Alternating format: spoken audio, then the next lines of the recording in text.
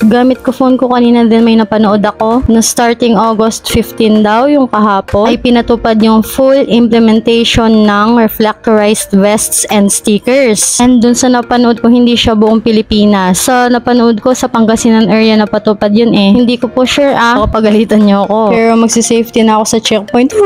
Since dalawang motor ang nandito, ayan. Bago ko nilagay yung reflectorized na sticker dyan kasi sabi nila obligado daw kahit mga garong. Nilagay ko muna yung ilaw niya, yung headlight niya kasi napundi. Then dinry ko muna kung okay na yung pinalit ko na bombilya.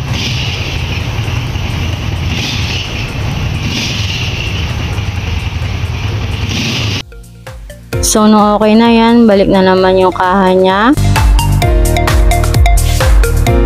Then double check ulit.